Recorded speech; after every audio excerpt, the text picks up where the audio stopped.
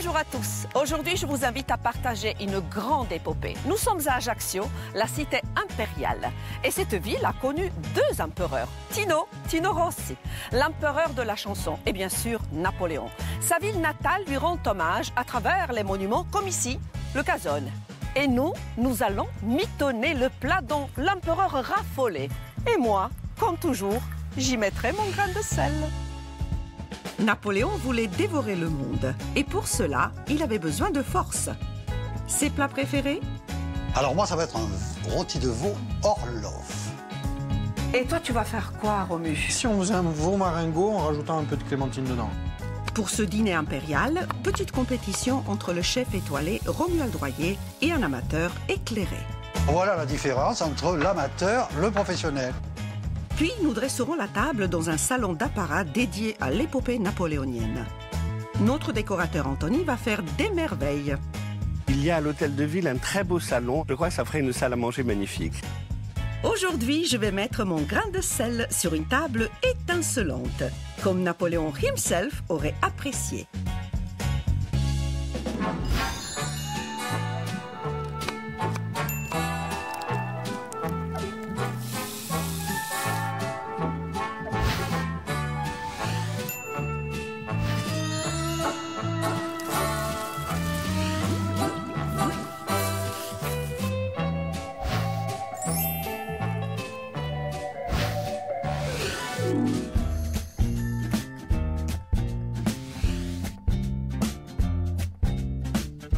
Si on l'appelle la cité impériale, ce n'est pas pour rien. Napoléon Ier, enfant d'Ajaccio, est ici partout chez lui, seul ou au milieu de ses frères, avec ou sans couronne.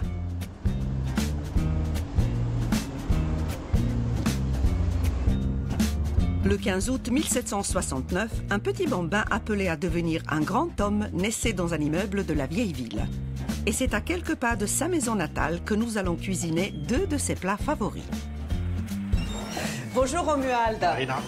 Merci de nous accueillir dans ton restaurant à Ajaccio. Je suis très heureuse de te retrouver. Alors Romuald Droyer, on ne le présente plus un restaurant étoilé à Propriano, mais ici on est à Ajaccio pour une simple et bonne raison, c'est qu'on va cuisiner les mets favoris de L'empereur Napoléon.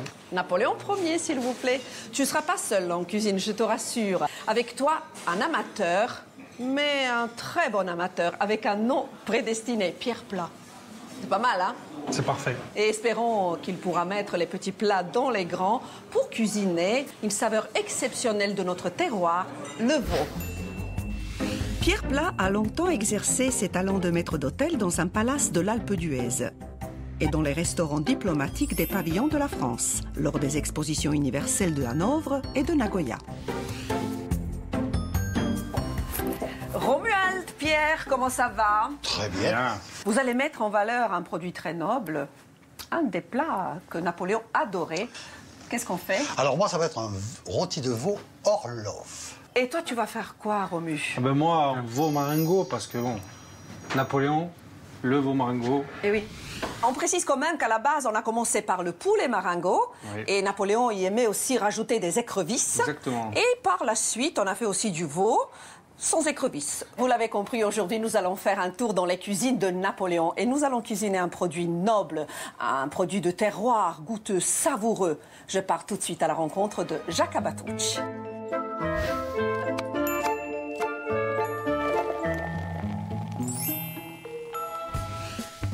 Près de Porto Polo, un passionné élève des veaux à la robe tigrée. Jacques Abatucci s'est inspiré du Curzino pour sélectionner une race Nostrale. Alors la vache tigre, c'est une vieille souche méditerranéenne. C'est une dérivée de la brune de l'Atlas qui peuplait le bassin méditerranéen à la préhistoire. D'après les recherches que j'ai faites, ça serait les barbaresques qui l'auraient ramené, parce que le nom corse, Zaïne, c'est en arabe, ça veut dire la belle. C'est une des souches corses qui est intéressante par sa rusticité et donc automatiquement par le côté gustatif, parce que c'est l'alimentation qui fait le goût de la viande et donc le fait d'avoir des bêtes qui soient parfaitement adaptées, on a une saisonnalité du goût, ce qui est original. Par exemple, les bêtes qui ont mangé des glands tout l'automne et l'hiver, elles sont un peu marquées, c'est un genre de petit goût de noisette un peu. Après, les bêtes qui sortent en fin d'hiver, elles ont mangé, vous savez, les foins naturels avec des fleurs et tout. Ça, c'est un peu le pain d'épices. On le retrouve dans le goût de la viande. Et après, vous avez printemps-été, c'est les bêtes qui sont faites à l'herbe. Et là, c'est un autre goût. Donc, c'est cette originalité, de saisonnalité du goût qui fait que c'est pas du standard. L'intérêt pour moi, c'est d'avoir l'autonomie alimentaire. C'est-à-dire de rien acheter à l'extérieur et donc de produire en fonction de ce que je suis capable de produire sur la ferme. À la poêle ou à la broche, le veau tigré enflamme l'essence et l'imagination.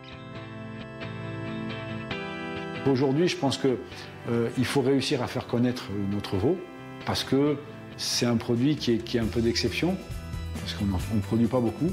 Et donc, comme tout produit rare, il faut savoir bien le valoriser. Il faut apprendre aux gens à le cuisiner parce que ça n'a rien à voir avec le veau qu'on peut avoir sur le continent, le veau blanc ou élevé différemment. Moi, je conseille à tous les gens de le cuire comme du bœuf, parce que c'est justement, ça se cuit comme du bœuf, parce que c'est de la bête qui est toujours dehors, qui est vraiment naturelle et qu'on ne peut pas travailler dessus comme on travaille sur du veau de lait. Chouchouté dans son alimentation, le veau tigré produit une viande goûteuse et fondante. Tiens, Marina. Merci Jacques pour cette très belle pièce, le veau corse. Donc vous allez mettre en valeur cette pièce. Oui. Hein. Alors, tu vas, moi je vais faire un rôti avec ça. Là, je vais faire un rôti Orloff. Un rôti Orloff. De quoi s'agit-il? Un rôti de veau Orloff, c'est un rôti de veau qui va être cuit presque en 2 fois d'ailleurs, et qui ensuite est farci de jambon, il va y avoir une réduction de champignons. Il y a du fromage. Et un fromage de brebis corse. Toi, c'est ça? C'est ça. Et je souhaiterais faire une purée de butternut. Et toi? Moi, le célébrissime veau marengo. Eh oui. Tradition oblige, donc dans toute sa splendeur et dans tout son classicisme. Les garçons, pour une cuisine napoléonienne, il faut bien que je trouve un endroit à la hauteur de ces 2 plats que vous allez faire. Donc, vous me faites confiance? Absolument. Je vous laisse travailler et on se retrouve tout à l'heure. Tout à l'heure. Parfait. Bon courage. Allez, merci.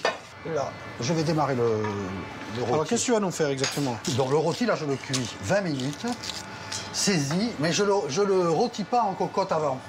Butternut, tu veux faire quoi avec? Alors, butternut, je voulais faire une purée.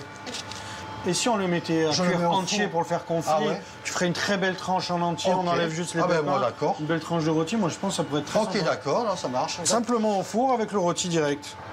Mes échalotes. Donc là, je fais la première cuisson. D'accord. Bon, alors j'y mets 20 minutes, vous regarderez.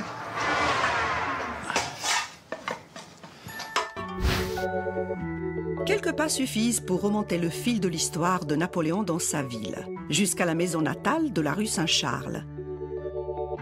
Jean-Marc Olivesi se passionne pour la culture, les us et coutumes au temps de l'empereur.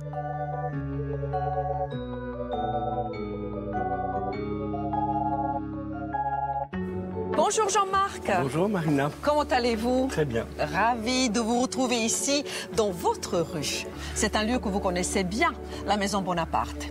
Et vous savez, j'ai pensé à vous car je suis à la recherche d'un endroit, d'une belle salle à manger pour déguster les mets favoris de Napoléon. Nous avons une belle salle à manger de famille qui est juste à côté de nous ici. Oui. Et puis derrière, nous avons une splendide galerie très longue, avec des fenêtres sur la terrasse et sur la rue, très lumineuse, mais nous n'avons plus de cuisine. Il y avait une cuisine qui la desservait, qui a été détruite à la fin du 19e siècle. Donc on peut dresser de belles tables, mais on ne peut pas manger de mets. D'accord, donc là, le problème se pose. Auriez-vous une autre idée peut-être? Écoutez, il y a à l'hôtel de ville un très beau salon avec un très beau lustre, de très belles tapisseries et de très beaux portraits de famille. Oui. Je crois que ça ferait une salle à manger magnifique. Ça me parle. Alors, on va aller le découvrir, mais vous savez, je pensais à quelque chose. Il me semble qu'à Ajaccio, c'est après la mort de Napoléon, justement, qu'on a construit comme ça des lieux lui rendant hommage, et notamment pendant Napoléon III, surtout. Oui. Alors, Napoléon III va être très sensible au souvenir de son oncle et il va venir lui-même lors d'un voyage vers Alger. L'impératrice et lui vont passer quelques jours à Ajaccio et ils vont rentrer dans cette maison. Et ensuite, l'impératrice Eugénie, pour le centenaire de la mort de Napoléon, va venir avec son fils, le prince impérial, en août 1869. Très bien. On va continuer à parler de tout ça, mais j'aimerais qu'on aille découvrir le salon napoléonien. Vous allez voir, c'est un très beau lieu. J'en doute pas. Dans mon chemin vers la gloire impériale, une petite halte s'impose à la Casa Bonaparte, où j'ai déniché, grâce à Michel Cicada, d'authentiques couverts de Napoléon.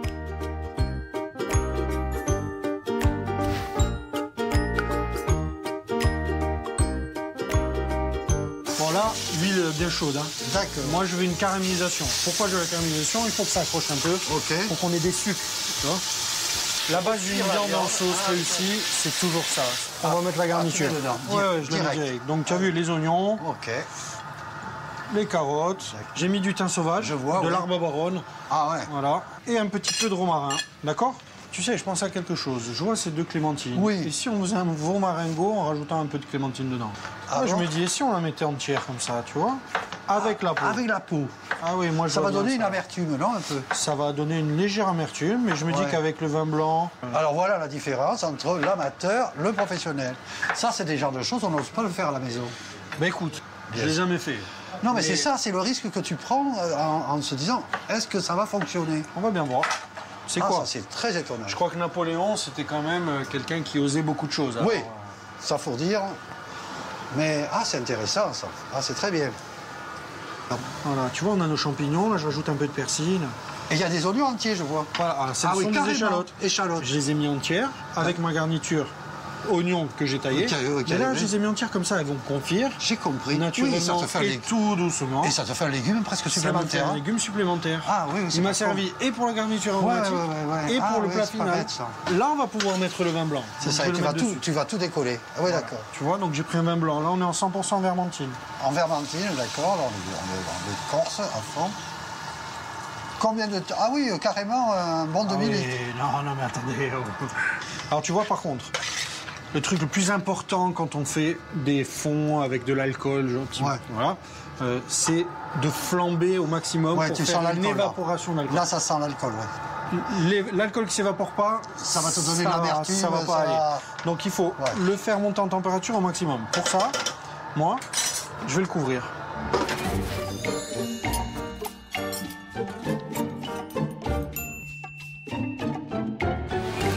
Et pendant que l'on s'active en cuisine, il m'incombe de veiller à ce que la table du dîner soit tout aussi impériale que les mets. Dans quelques instants, Jean-Marc Olivesi va pouvoir découvrir la superbe table qu'Anthony est en train de dresser dans les salons napoléoniens de l'Hôtel de Ville.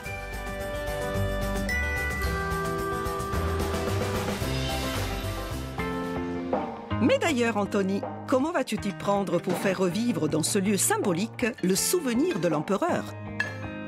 Le côté classique, je le ramène avec une vaisselle qui est chinée, d'inspiration empire, des chandeliers en cristal, des couverts vieux Paris, les couverts qui avaient la table de l'empereur, donc on est sur les couverts en argent.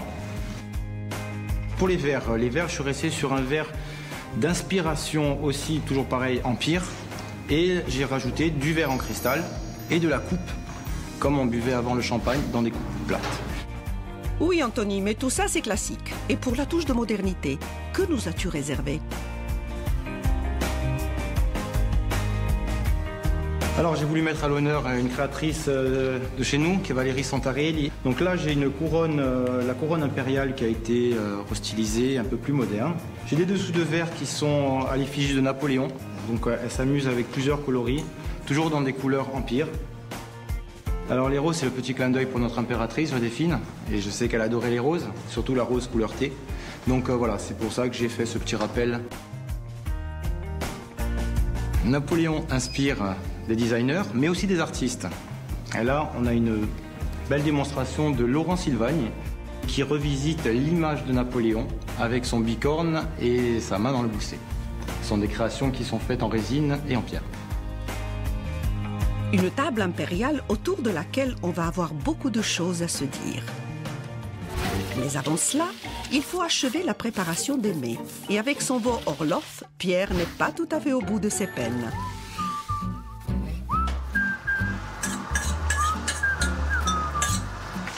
J'ose pas faire longtemps maintenant. J'ai été... Bon, attends, Pierre, ce Qu'est-ce petit que je coup de fais? poignet, là, est-ce que je peux pas t'apprendre ce joli Voilà, petit coup de j'aimerais... poignet? Tu as remarqué, j'ai pas osé. Hein. Ah oui, alors non. vas-y. Est-ce que tu es en train de me rire? Tu Ouais, fais ouais. quoi, là? Fais-moi. Oh oui. Oh, Alors, tu les mets un peu loin devant et tu fais basculer derrière. fais voir. Tiens. Et après, ça oui, prend oui. le jus. Ah, je le mets partout, je suis d'accord, mais... Tiens, à toi. Fais voir. Voilà. C'est quand même mieux, non? Ouais, c'est vrai, ça fait un joli geste. Oui, t'as raison. Et puis, dessus, à la maison, je pense que c'est pas la même histoire. Hein. Oui, mais bon, mais on va pouvoir épater. Bon, je sais pas, tu vois. Hein.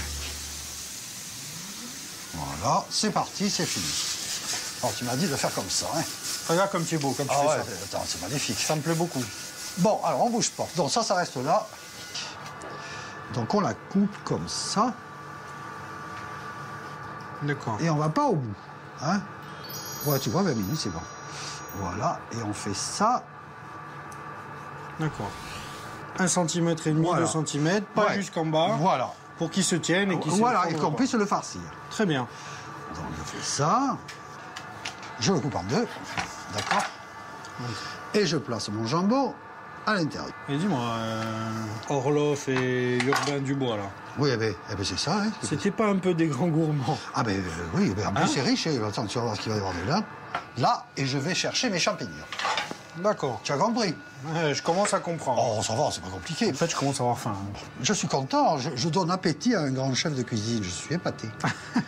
Franchement, je ne reviens pas moi-même. Donc là, on farcit de champignons. Ouais. C'est beau déjà, dis donc. Qu'est-ce que tu en penses? C'est déjà très beau. Je vais mettre le fromage de brebis. Une bonne... hein? Ah oui, quand même. On est dans une campagne russe par moins 25. oui, mais à l'époque, ils avaient faim. Ça me plaît. Ça te plaît? Oui. Cette histoire me plaît beaucoup. Ah, je suis épaté. L'histoire de Monsieur Orloff me plaît beaucoup, Eh ben, je suis Pierre. épaté, écoute. Et là, il est prêt à partir en cuisson. Alors là, c'est parti. Là, 20 minutes, s'il te plaît. D'accord. 20 minutes, 160 degrés. Là, je vois que derrière le piano, les choses avancent. Et pendant que le rôti farci est en cuisson, avec Jean-Marc Olivesi, nous allons goûter aux nourritures spirituelles. Le conservateur du musée de la maison natale de Napoléon est un puits de connaissances. Avec lui, nous allons visiter le salon d'apparat de l'hôtel de ville. Mais c'est merveilleux, Jean-Marc. C'est beau. Alors c'est le salon napoléonien de Oui. l'hôtel de ville. C'est un des plus beaux lieux qu'il y a encore et qui a été fait en honneur à la famille impériale, à Napoléon Ier et Napoléon III. Donc c'est un haut lieu de célébration dynastique. C'est parfait pour une table aussi belle et merveilleuse. Qu'en pensez-vous, Jean-Marc? J'adore. Elle est belle, J'adore hein? ce mélange de références à la tradition et en même temps d'invention poétique et puis avec parfois beaucoup d'humour aussi. Elle est parfaite, mais comme toujours, j'y mettrai mon grain de sel. On va commencer par quelque chose que j'imagine vous allez adorer. Je reconnais les couverts, hein? C'est Vieux Paris. Mais là, nous avons les couverts de Napoléon. On a la cuillère à sel, la petite cuillère et la fourchette à dessert avec les 3 dents. C'est merveilleux, non? Ah, c'est un beau témoignage. Indispensable pour cette belle table. Bien sûr. Et on va continuer. D'ailleurs, si vous voulez bien m'aider, on va disposer les couronnes. Waouh. Le petit côté moderne, hein, c'est ce que vous venez de dire, Jean-Marc. Comme vous voulez, on va en mettre un petit peu partout. Côté cuisine, la recette de Pierre en est aux finitions et Romuald met la main à la pâte. Allez, hop. Allez, je vais mettre l'eau, hein. D'accord? Ah, tu mets de l'eau quand même. Ah, je mets pas que du vin, j'ai non. cru qu'il n'y avait pas d'eau. Ah, non, D'accord, non, faut que ça mijote, hein. Et là, tu fais réduire. On dit couvrir.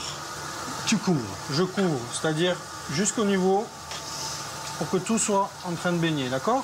Ok, compris. On a tout là maintenant, on oublie tout. Là, et tu le laisses vivre. Allez, on fait ton rôti. C'est cuit. Qu'est-ce que ça me porte? Ah, je pense que c'est Donc, cuit. je sors tout. Hein. Ah, sort tout. Donc, Les grosses rôtis, dis donc. Le rôti. Mais dis-moi, tu en as fait que pour moi là. Il n'y en a que pour toi. D'accord. Et alors, ça, c'est ton idée merveilleuse. Écoute, C'est regarde. très beau, en C'est plus. beau. Ah ouais, c'est très, très Regarde, beau. on dirait que c'est verni. Vérifie la cuisson quand même. Alors, Regarde. je la pique, c'est tout? Ah oui. Ah ouais. C'est beau, ça, dis donc. Ouvre-la en deux. Ça, tu n'avais jamais fait? Jamais fait. Ah, tu vois, je t'ai appris un truc. Ah, c'est aujourd'hui. très bien, c'est super. Je suis d'avis qu'on se prenne même pas. Tu vois, regarde. Ah, c'est pas bête. Ça aurait peut-être plus qu'à le dresser comme ça avec la peau. On pourrait même le mettre comme Ah ça. oui, la peau, qu'on voit la voit peau. la peau jolie. Et si, Ça, est-ce que tu as déjà essayé peut-être de le couper dans l'autre sens Ah non, mais pour attends. faire un marbré. Tu crois que Montre-moi ça, laisse tomber, oui, je voudrais voir. Je suis dans une cuisine d'un grand chef, j'en profite, non, non. Alors ça, la cuisson, elle est magnifique. Ah, ça fait chaud. La cuisson est magnifique, hein. Qu'est-ce que tu en penses? Là, C'est gourmand tout ça, dis donc. montre-moi le geste. 3 gouttes, tu vois, le long de... D'accord. Qu'est-ce que tu dis? Alors, moi, je suis prêt. On va dresser. Allez, oui, ah, je regarde ça. Allez, avec regarde. le fer. L'odeur de la mandarine là-dedans, ça. T'as vu? Ah ouais, c'est incroyable. Tu sais, on a peut-être une bonne idée. Ouais. Les garçons, Ah, Marina. mais ça sent bon. Et c'est beau. Mais quelle merveille. Ah oui. Alors, Pierre, belle découpe, très Alors, originale. disons quand même que j'ai été extrêmement inspiré par le monsieur qui est à côté. Romuald, qu'est-ce que tu es en train de faire? Explique-nous. Alors, là, je suis en train Ça, de c'est finir ton le... veau maringot que tu es en train de Voilà. dresser. Finir le dressage avec nos petits champignons, là. J'ai mis les cèpes crus, hein. Ouais, d'accord. Et là, j'ai mis, parce que j'ai fait un tout petit peu de chapelure de finoutiette. Attends, mais Le enfin, croquant en bouche. Voilà. Et un peu de couleur, un peu de rouge, un peu de jaune, ça te dit, Romuald? Là, j'ai vu ça en arrivant. Là, Ah. là. Des arbouses. Ah, c'est quelque chose qui me tient à cœur, vous le savez très C'est bien. bon, ça. Moi, j'adore aussi. Pierre, tu aimes les arbouses? Oui, c'est superbe. Oui. Je n'en mettrai que. Ça va bien se marier, hein? D'accord. Là, ça va. Oh, c'est magnifique. Je vous félicite. Merci, Marina. C'est très, très beau. Vraiment, on se retrouve dans ce lieu insolite, Ah oui, avec grand surprenant plaisir. pour la dégustation.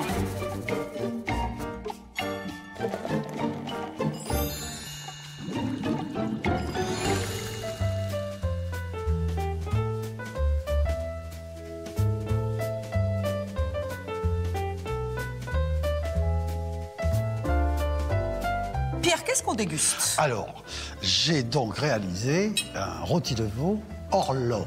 Orlov. Tu vois, Pourquoi donc- Orlov? Quel est ce nom? Orlov, c'était l'ambassadeur de Russie en France au temps de Napoléon III.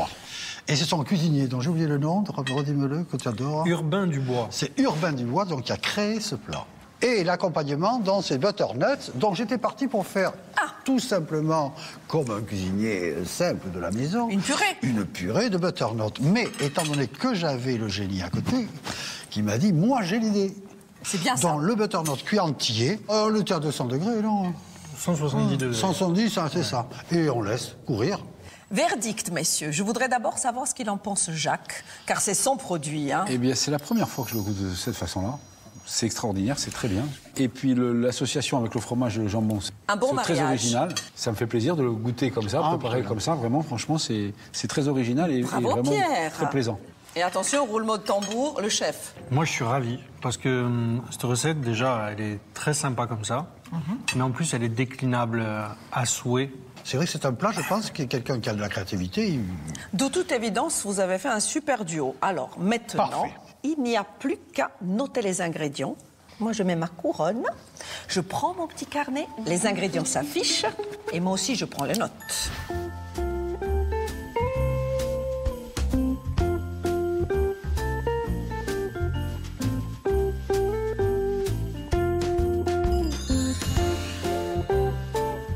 La suite, messieurs, nous allons déguster le deuxième plat, c'est le plat de notre chef, Romuald Royer. Alors, veau maringot, Ouais, c'est quand même un des plats phares de l'empereur. Dans la caractéristique de la recette, elle n'est pas évidemment très compliquée, mais Oui. elle est quand même chronophage, quoi. Il faut avoir le temps de faire ça. on sent bien hein, le parfum Mais, des clémentines. Et finalement, ça va super bien, parce Ça que va évidemment, très bien. la carotte, le sucre de la carotte, l'acidité un petit peu de l'agrume, on les a mis entières, coupées en quarts comme ça.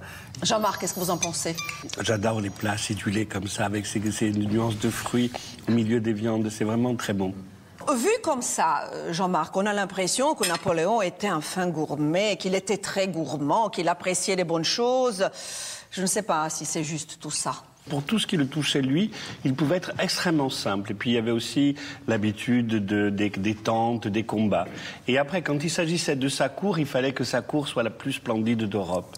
Et là, il voulait les meilleurs produits, le meilleur chef, le plus grand apparat. Et puis une chose très importante, Jean-Marc, c'est que Napoléon appréciait les produits corses et il voulait absolument les mettre en valeur. On a des témoignages de Napoléon comme empereur qui dit, par exemple, je souhaite qu'on mette plus en valeur les vins corses à la table du palais impérial des Tuileries.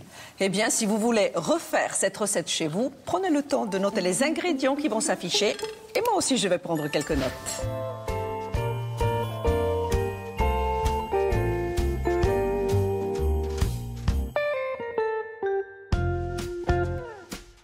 La cuisine, c'est avant tout le partage, n'est-ce pas? Évidemment.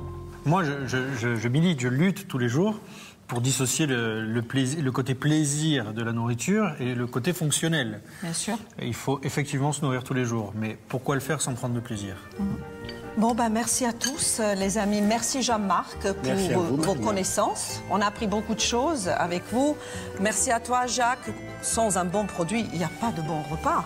Impossible. Mais le chef est tout aussi important et l'amateur aussi. Merci, cher Pierre. Merci, Romuald. C'était un plaisir.